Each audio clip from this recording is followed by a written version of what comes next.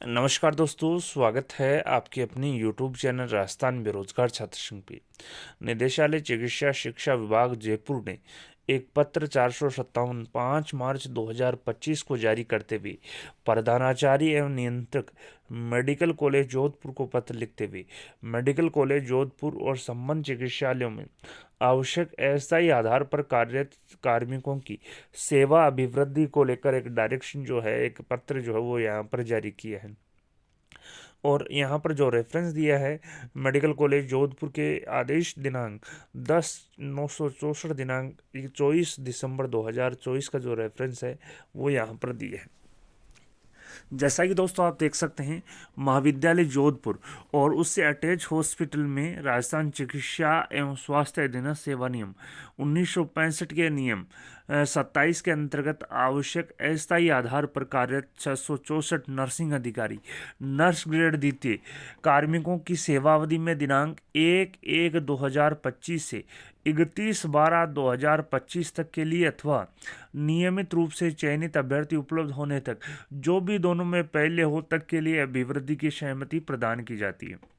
तो आप देख सकते हैं मेडिकल कॉलेज जोधपुर और उससे अटैच जो हॉस्पिटल्स हैं उसमें करीब 464 नर्सिंग अधिकारी नर्स ग्रेड द्वितीय के जो कार्मिकों की सेवा अवधि है आवश्यक अस्थायी आधार पर अर्जेंट टेम्परेरी बेसिस की उनकी सेवावधि 1/1/25 से बढ़ाकर 31 दिसंबर 2025 यहाँ पर कर दी है। साथ ही इन्होंने कहा 31 दिसंबर 2025 या नियमित कार्मिक उपलब्ध होने तक जो भी पहले हो तब तक जो सेवा अभिवृद्धि है वो यहाँ पर की है। और उपरोक्त कार्मिकों की अभिवृद्धि जो है आप देख सकते हैं 5 कंडीशन के आधार पर की गई है। पहली कंडीशन इन्होंने कहा है कि आप यह सुनिश्चित करें कि उपरोक्त कार्मिकों की अस्थायी नियुक्ति स्वीकृत पदों के विरुद्ध एवं निर्धारित प्रक्रिया की पालना के उपरांत ही की गई है तो ही अभिवृद्धि मान्य है यहाँ पर होगी। यानी कि सबसे पहले आपको सुनिश्चित करना है कि जो आवश्यक अस्थायी आधार पर कार्मिकों की जो नियुक्ति है वो स्वीकृत पदों पर ही की गई है, स्वीकृत पदों के विरुद्ध ही की गई है एवं निर्धारित प्रक्रिया के माध्यम से की गई है तो अभिवृद्धि मान्य होगी। दूसरा, आप यह सुनिश्चित करें कि उपरोक्त कार्मिक वर्तमान में भी कार्यरत हैं एवं इन सभी कार्मिकों का कार्य संतोषजनक, यानी कि जो कार्मिक वर्तमान में कार्यरत हैं और उनका जो कार्य है संतोषजनक है उन कार्मिकों पर ही अभिवृद्धि है वो लागू होगी। तीसरी जो कंडीशन है इन्होंने कहा कि यह आप सुनिश्चित करें इनमें से यदि कोई कार्मिक वर्तमान में कार्यरत नहीं है अथवा अनुपस्थित है अथवा सेवा समाप्त कर दी गई है तो इस स्थिति में ऐसे कार्मिकों की सेवा अभिवृद्धि उनके कार्यरत रहने तक की अवधि तक ही मान्य होगी। यानी कि यहाँ पर कहने का मतलब है कि यदि कोई कार्मिक अब कार्यरत नहीं है लेकिन पहले कार्यरत था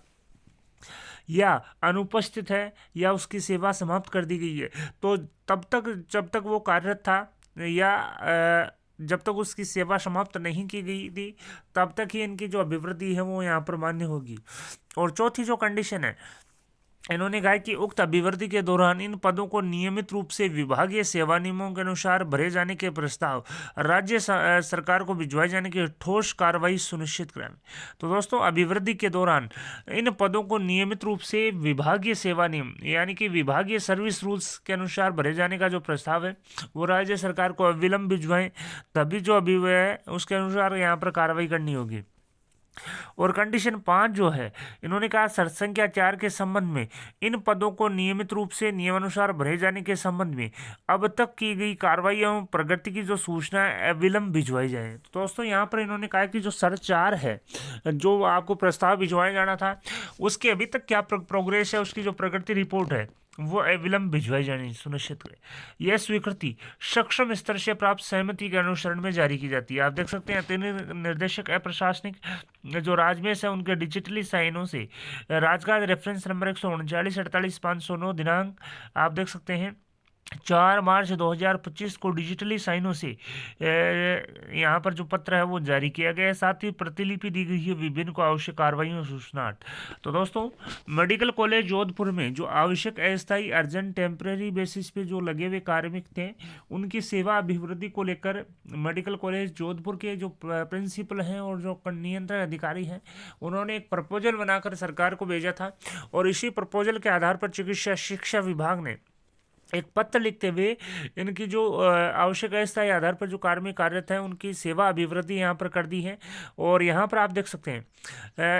ये जो सेवा अभिवृद्धि है, राशन चिकित्सा एवं स्वास्थ्य अधिनियम सेवा नियम 1965 के नियम 27 के अंतर्गत आवश्यक अस्थायी आधार पर कार्यरत 646 नर्सिंग अधिकारी जो अस्थायी आधार पर जो कार्यरत कार्मिक हैं उनकी जो सेवा अभिवृद्धि है वो 31 दिसंबर 2025 अथवा नियमित रूप से चयनित अभ्यर्थी उपलब्ध होने तक जो भी पहले हो तब तक अभिवृद्धि की गई है। और अभिवृद्धि जो है, सर्विस एक्सटेंशन जो है वो 5 कंडीशन के आधार पर किया गया है। इन्होंने कहा है कि जो आवश्यक अस्थायी आधार पर जो नियुक्त कार्मिक हैं उनके विरुद्ध अगर निर्धारित प्रक्रिया अपनाई गई है चयन को लेकर, तब ये अभिवृद्धि है वो मान्य होगी। अगर वर्तमान में कार्यरत कार्मिक है तो उनका कार्य संतोषजनक है तभी ये अभिवृद्धि का है वो यहाँ पर मान्य होगी। यदि कोई कार्मिक वर्तमान में कार्यरत नहीं है, अनुपस्थित है, तो वह सेवा समाप्त कर दी गई है, तो जब तक वो कार्मिक कार्यरत था तब तक उसकी जो सेवा अभिवृद्धि है वो मानी जाएगी। साथ ही उन्होंने कहा नियमित रूप से विभागीय सेवा नियमों के अनुसार भरे जाने के प्रस्ताव राज्य सरकार को भिजवाए जाने की ठोस कार्रवाई यहाँ पर आप है वो जल्द से जल्द सुनिश्चित करें। साथ ही कंडीशन 5 है कि शर्त संख्या 4 के अनुसार इन पदों को नियमित रूप से नियमानुसार भरे जाने के संबंध में अब तक क्या कार्रवाई की गई और उसकी जो प्रोग्रेस रिपोर्ट है वो अविलंब भिजवाई जाए। इन्हीं 5 कंडीशन के आधार पर करीब 646 जो नर्सिंग अधिकारी हैं, नर्स ग्रेड द्वितीय हैं, उनकी जो आवश्यक अस्थायी आधार पर जो कार्यरत कार्मिक है उनकी सेवा अभिवृद्धि जो है 31 दिसंबर 2025 अथवा नियमित कार्मिक उपलब्ध होने तक जो भी पहले हो तब तक के लिए जो स्वीकृति है वो यहाँ पर प्रधानाचार्य एवं नियंत्रक मेडिकल कॉलेज जोधपुर को पत्र लिखते हुए निदेशालय चिकित्सा शिक्षा विभाग ने यहाँ पर जारी की है। जैसा कि आप देख सकते हैं करीब 646 जो नर्सिंग अधिकारी हैं वो कार्यरत थे आवश्यक अस्थायी आधार पर यूटीवी बेसिस पे, और उनके जो सर्विस एक्सटेंशन है वो यहाँ पर कर दिया है। अतिरिक्त निदेशक आप देख सकते हैं प्रशासनिक जो राजमेश हैं उनके digital design additional director Shri Mukesh Kumar Meena ji के हस्ताक्षरों से ये पत्र यहाँ पर जारी किया गया है। तो दोस्तों बड़ी अपडेट यहाँ पर। साथ ही प्रतिलिपि दी गई है विभिन्न को आवश्यक कार्रवाइयों सूचना। साथ ही इन्होंने कहा कि जब तक 31 दिसंबर 2025 या नियमित कार्मिक उपलब्ध होने तक जो भी दोनों में पहले हो तब तक यहाँ पर सर्विस एक्सटेंशन यहाँ पर किया जा सकेगा। वीडियो पसंद आए तो अपने दोस्तों के साथ लाइक और शेयर करना न भूलें। आपकी अपनी यूट्यूब चैनल राजस्थान बेरोजगार छात्र संघ को सब्सक्राइब करें और सब्सक्राइब बटन के साथ ही बेल आइकन है उस पर भी क्लिक करें ताकि आने वाले लेटेस्ट वीडियोज़ के नोटिफिकेशन सबसे पहले आपको मिल सके। साथ ही हमारे व्हाट्सएप चैनल और टेलीग्राम ग्रुप का लिंक वीडियो के डिस्क्रिप्शन या वीडियो के बायो में दिया गया है, वहां से जाकर आप व्हाट्सएप चैनल और टेलीग्राम ग्रुप भी आप आसानी से ज्वाइन कर सकते हैं ताकि लेटेस्ट जो अपडेट है वो सबसे पहले आपको मिल सके। धन्यवाद दोस्तों, thank you for watching Rajasthan बेरोजगार छात्र संघ। वीडियो को ज़्यादा से ज़्यादा लाइक और शेयर करना न भूलें। धन्यवाद दोस्तों।